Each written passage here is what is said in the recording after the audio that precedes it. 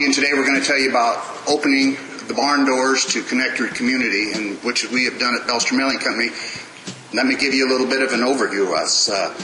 That's my dad standing in front of the mill in 1954.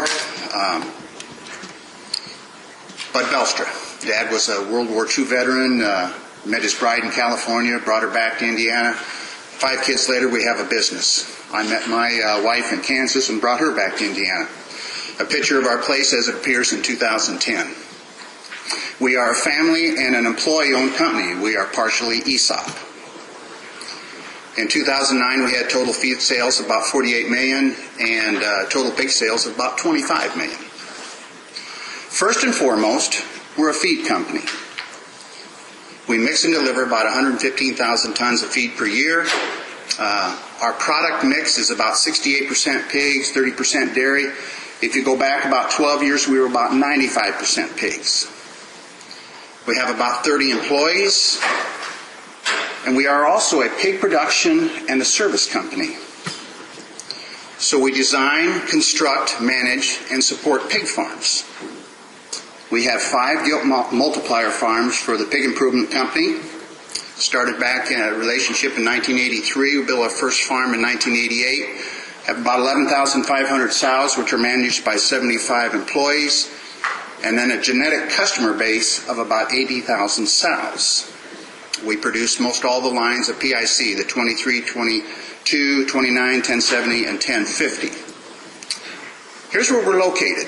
We're in DeMott, Indiana, northwest Indiana, and you can kind of see then our customers are roughly within that circle that you see up there. All except we've got one farm out in Kansas. Our first farm we built was remodeled back in 2008. We converted it to a 4,000 sow farrow to wean. So every Thursday, 2,200 weaned pigs get onto a semi and go for a ride to Kansas.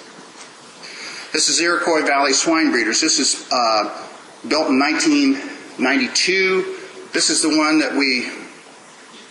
one we really cut our teeth on. We were challenged locally. We went all the way to the Indiana Supreme Court. We use this farm a lot for visitors. We've got the multicolored lagoons, which Professor Al Sutton produces. That's really neat because you've got the right type of bacteria growing. We Care. How many of you are wearing the We Care button here today? Raise your hand. Cool. We're totally committed to that. It's integrated in our culture. We believe in PQA+, TQA, the site assessments for each one of our farms, the 10 good production practices. We embrace community engagement. It's who we are. Growing up as kids, riding around with Dad in the car, Dad saw a feed mill. It was one of these. Off we went, and all of us. Closer to the microphone. Is that better? Can you hear me better now? Thank you. So we would ride around and Dad would say, "Oh, feed mill," and we'd all go, "Oh," drop our head. Because feed guys just love to talk and show their places. If you ask my girls, I'm the same way. If I see a place, they'd say, "Oh no, Dad sees a feed mill." So we'd stop and go to it. But we believe in engaging our community. So that's where we're located in the United States.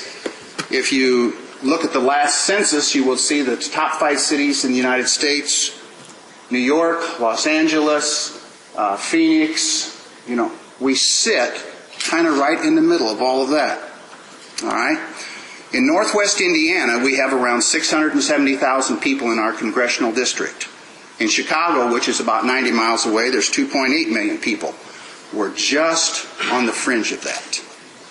So our U.S. rep is Pete Visklosky in the 1st District, and we have met with him several times and have a very good relationship.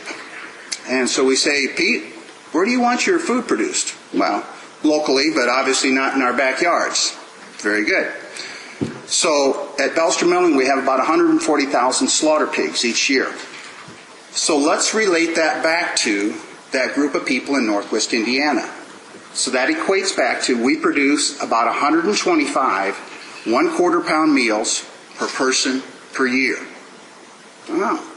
Or take it one step further, on a weekly basis we're providing 2.4 1/4 pound meals per person per year. Oh, we're part of the solution. And we're just one producer in Indiana. He can relate to that. There's a Northwest Food Bank of Indiana run by a wonderful lady by the name of Angie Williams, and we decided to get involved there. So we donate 400 pounds of ground pork per week.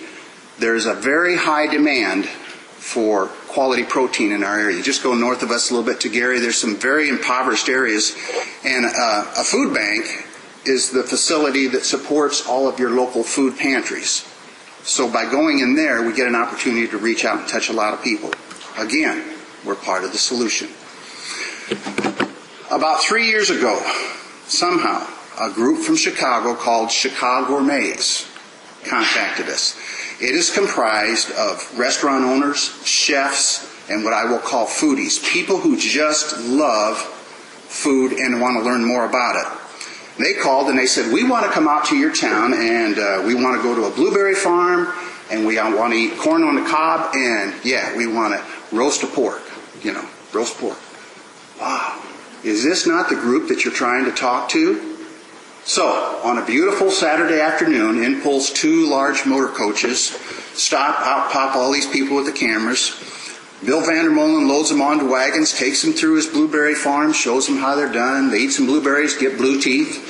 Go out to Rob Buter's sweet corn patch and pick some ear corn. And they come back, and by that time Malcolm's done roasting a hog, and they have a meal that they just love. And then we take them out to the farm, and we say, hey, look, here's how we produce your food. That has led to, there's a gal who does foodloveswriting.com. She's a blogger. She's in with the Chicago Gourmets, and she's just, if you want to go there and look, there's all of her observations. But we've developed relationships with the Chicago Department of Cultural Affairs. There's a culinary school in Chicago, so we roasted a hog in their backyard and told our story to them. And at the Museum of Science and Industry, there's a display there. There's a sow and a fairing crate. TV, kids can interact and watch and see how baby pigs are born. The average age of an attendee at the Museum of Science and Industry is 11 years old. So, one day Malcolm's talking with this gal, Lorena Martinez. She's our farrowing manager. And he was sharing with her there's been some bad video done on somebody's farm showing people mistreating animals. And Lorena says, we take care of your pigs. We're not afraid to show people what we do. We won't let you down.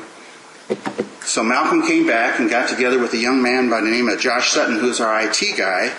And from that came a website called realpigfarm.com. Fair Oaks Farms.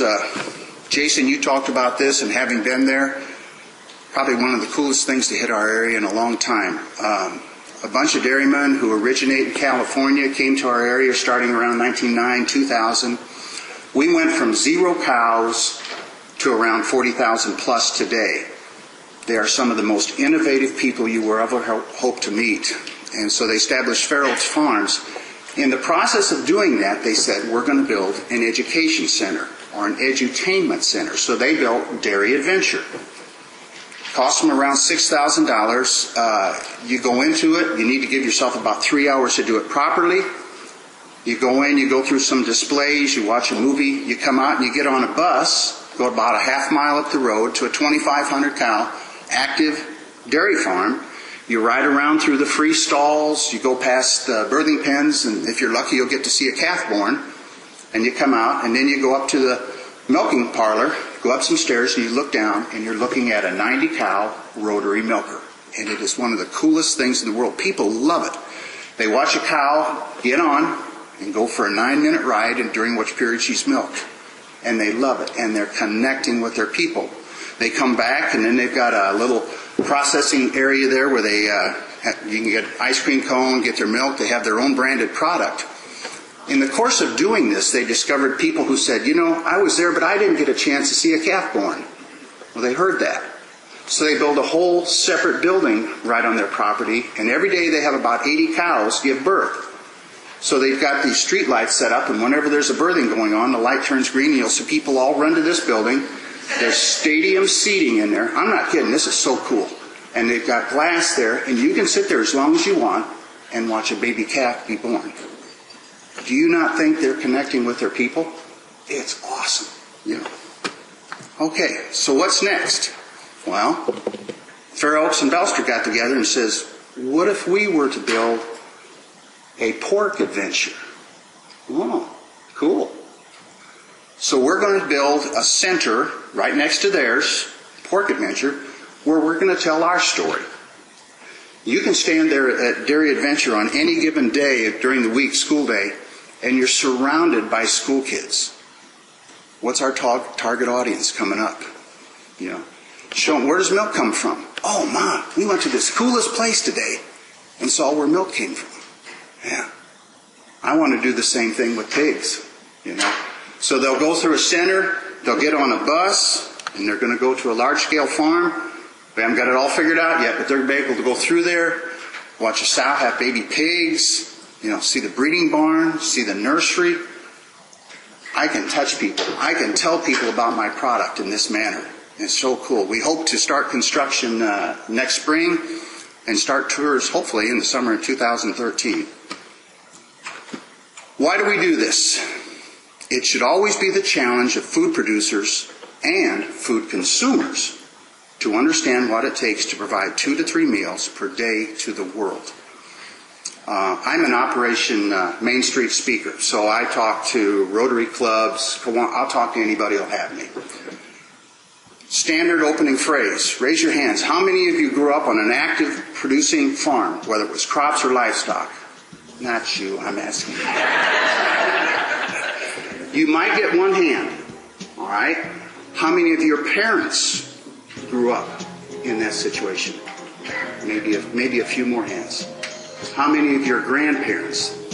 That's where you see all the hands go up. Okay, stop and think.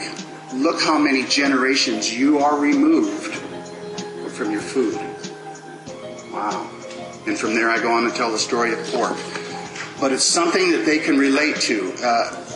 And we need to keep doing that. It should always be the challenge of food producers and food consumers to understand what it takes to provide 2 to 3 meals per day to the world.